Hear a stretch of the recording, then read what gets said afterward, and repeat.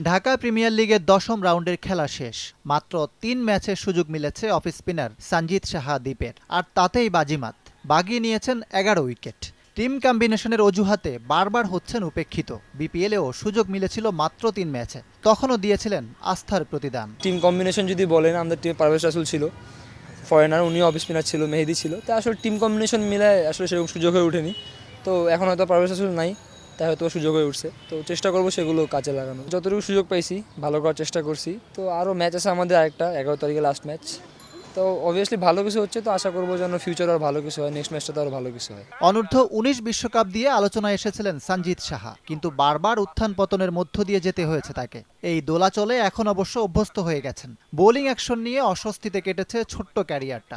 কখন যে আবারও প্রশ্ন উঠবে সেটা জানেন না সঞ্জিত। তবে এটা জানেন, সুযোগ মিলবে যখন, ভালো করতে চান তখন। এটাই চেষ্টা করি, যেখানে সুযোগ পাই সেখানে ভালো কিছু করার। হয়তো সুযোগগুলো কম পাচ্ছি, তো যেহেতু ভালো পারফর্ম করতেছি হয়তো বা সুযোগগুলো বেশি পাবো। তো চেষ্টা করবো সুযোগগুলো কাজে লাগানো। খারাপ সময়গুলো স্ট্রং থাকার চেষ্টা করি, আর ভালো সময়গুলো যেন আরও ভালো কিছু হয় এই চেষ্টা করি। তো আসলে পারফর্ম করাটাই ফ্যাক্ট।